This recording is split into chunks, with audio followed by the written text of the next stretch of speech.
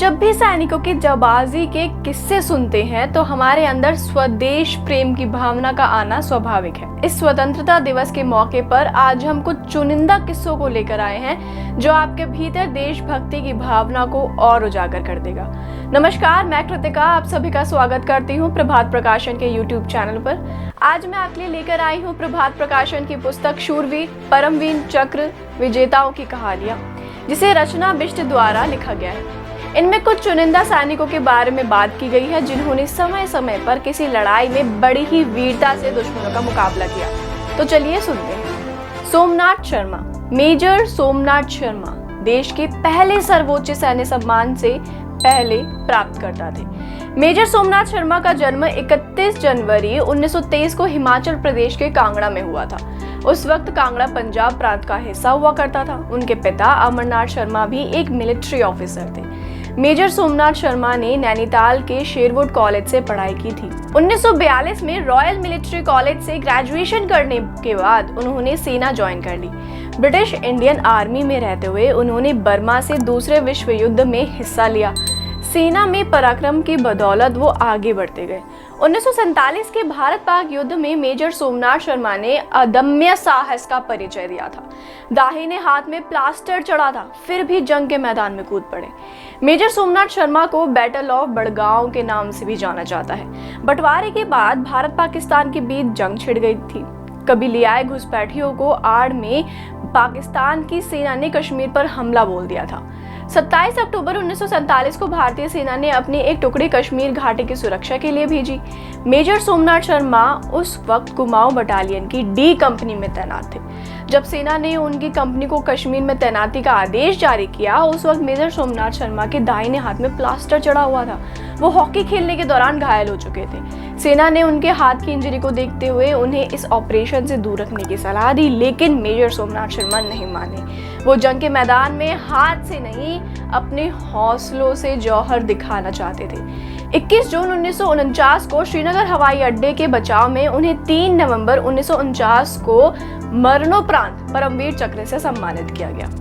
दूसरे हैं जोगिंदर सिंह। पंजाब में फरीदकोट जिले में मोगा के एक गांव महिला कला में किसान शेर सिंह और बीवी कृष्ण कौर रहते थे। मूल रूप से ही वे होशियारपुर के मुनका गांव से आए थे। उन्हीं के घर बेटे जोगिंदर का जन्म 26 सितंबर 1921 को हुआ। जोगिंदर नाथ आला गांव की प्राइमरी स्कूल और फिर दरौली गांव की मिडिल स्कूल में पढ़े। फिर 28 सितंबर 1936 को वे सिख रेजिमेंट में सिपाही के तौर पर भर्ती हुए। सेना में आने के बाद वे पढ़े, परीक्षाएं दी और सम्मानित जगह बनाई। वे अपनी यूनिट के एजुकेशन इंस्ट्रक्टर भी बनाए गए। अगस्त 1962 का समय आया जब चीन की पीपल्स लिबरेशन आर्मी ने भारत पर हमला कर दिया था। उसने अक्साई चीन और पूर्वी सीमा पर अपना दावा ठोका था। चीनी सेना ने हमला रिज पर कब्जा कर लिया। रक्षा मंत्री वी.के. कृष्ण मेनन ने प्रधानमंत्री नेहरू की समिति से 22 सितंबर को सेनाध्यक्ष को आदेश जारी कर दिया कि थगला रिज से चीन को बाहर खदेड़ दिया जाए। भारतीय सेना की नई आईवी कॉर्प्स ने इस असंभव काम के लिए टुकड़ियों को इकट्ठा किया। हालांकि चीनी सेना ज्यादा नियंत्रण वाली स्थिति में थी। 20 अक्टूबर के आसपास सिख बटालियन को चीन का सामना करने के लिए भेजा गया और चीन ने अपनी सेना के एक पूरी डिवीजन बमला इलाके में जमा करनी शुरू कर दी, जहां से तवांग पैदल जाने का एक रास्ता सिर्फ 26 किलोमीटर का था। लेकिन बमला के उस रास्ते से 3 किलोमीटर दक्षिण पश्चिम में ट्विन पीक्स नाम की एक जगह थी, जिस पर खड़े होकर मैकमोहन लाइन तक चीन की हर हरकत पर नजर रखी जा सकती थी। अब दुश्मन को बमला से ट्विन पीक्स तक पहुंचने से रोकना, इन दोनों के बीच एक महत्वपूर्ण जगह थी जिसका नाम था आईवी रिज। ट्विन पीक्स ने इस 1 किलोमीटर दक्षिण पश्चिम में टोंगपेंग ला पर पहली सिख बटालियन की एक डेल्टा कंपनी ने अपना बेस बनाया था, जिसके कमांडर थे लेफ्टिनेंट हरिपाल कौशिक। उनकी डेल्टा कंपनी की 11वीं प्लाटून आईवी रिज पर तैनाती थी, जिसके कमांडर थे सूबेदार जोगिंदर सिंह। सिखों की इस पलटन को तोपों और गोलाबारी से कवर देने के लिए 7वीं बंगाल माउंटेन बैटरी मौजूद थी। रचना बिष्ट लिखती हैं कि उन्होंने वहां की भौगोलिक स्थिति को बहुत अच्छे से समझा था और स्थानीय संसाधनों का अच्छा इस्तेमाल करते हुए आईवी रिज पर चतुर प्लानिंग के साथ बंकर और खंदकें बनाई थी। इस बीच भारतीय पलटन की नजर में आए बगैर एक चीनी टोली ऊपर चढ़ गई। भयंकर गोलीबारी हुई। जोगिंदर को मशीन गन से जांघ में गोली लग गई। वे एक बंकर में घुसे और वहां पट्टी बांधी। एकदम विपरीत हालात में भी वे पीछे नहीं हटे और अपने साथियों को चिल्लाकर निर्देश देते रहे। जब उनका गनर शहीद हो गया तो उन्होंने 2 इंच वाली मोटार खुद से ले ली और कई राउंड दुश्मन पर चलाए।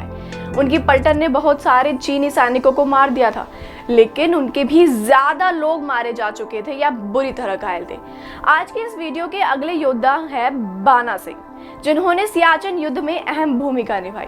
सियाचिन समुद्र तट से करीब 21,000 फीट की ऊंचाई पर मौजूद एक ऐसी जगह है जिसका नाम सुनते ही 50 डिग्री सेल्सियस के लगभग का तापमान, तीव्र बर्फीले तूफान और हाथ कांपा देने वाली तेज सर्द हवा की तस्वीरें आंखों के सामने खुद ब खुद तैरने लगती है। इस जगह पर रहना, खाना पीना तो दूर की बात है, महज कुछ एक मिनट के लिए खड़े रहना आसान नहीं होता। बावजूद इसके 26 जून 1987 को जम्मू कश्मीर लाइट इन्फेंट्री की 8वीं बटालियन के पाकिस्तान सेना के कब्जे वाली कायद चौकी को छुड़ाने का जिम्मा लिया। अपने मिशन के लिए उन्होंने एक जोखिम भरे रास्ते को चुना और सभी विषम परिस्थितियों को पार करते हुए जीत हासिल की। परिणाम स्वरूप उन्हें परमवीर चक्र से सम्मानित किया गया था।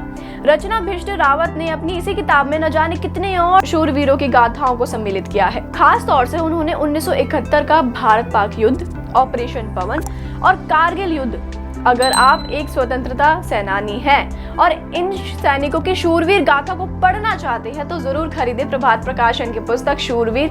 एल्बर्ट एक्का, निर्मल जीत सिंह, अरुण खेत्रपाल, मनोज कुमार पांडे, योगेंद्र सिंह यादव, संजय कुमार और विक्रम बत्रा जैसे योद्धाओं को इसमें शामिल किया गया है। आशा करते हैं आज का हमारा आपको वीडियो पसंद आया होगा। जय हिंद।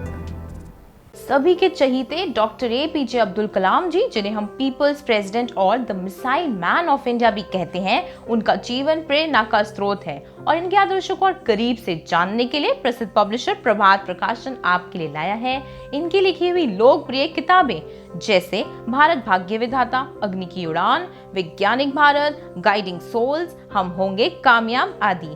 तो आज ही ऑर्डर करें Amazon, फ्लिपकार्ट या नजदीकी बुक स्टोर से, क्योंकि इनके बिना आपका बुक शेल्फ अधूरा है।